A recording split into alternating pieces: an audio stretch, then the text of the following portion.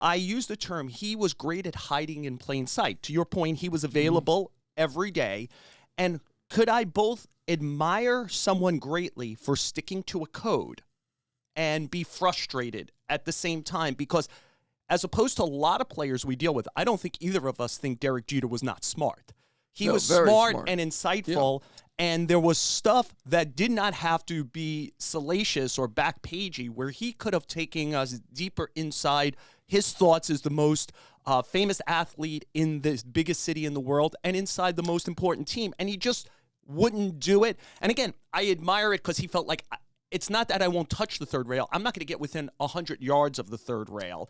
And he was disciplined. I admired the discipline. Oh, amazingly disciplined and focused. I mean, determined. And there was a lot to admire about him. I felt covering him, and it bears out in his career, that he was the one player who cared only about winning and not his personal stats. And that maybe he was faking that a little bit. I don't know. He fooled me if he did. And I was there for a lot of, not as much as you. I mean, you were obviously there on the beat, probably at the beginning, baseball columnist the whole time. I was more of a national guy at some point, or a general columnist, and not necessarily covering the Yankees as much as you. But, I think there was a lot to admire there. He was completely focused, 100%, cared about winning.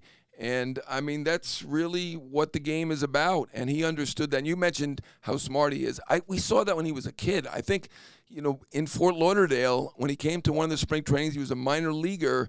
And I think you probably won't remember this. I think we were talking to him and another player who was kind of on the cusp of making the major leagues. And you mentioned offhandedly how far it is from Columbus to New York. No, not how far. I said how cold it was. And I mean, I'll say it. The other player, we were in the weight room in Himes across the street in the minor league complex, and it was like 4 or 5 minor leaguers, and Jeter and Brian Taylor, if you remember the former number one, like number one pick, were there.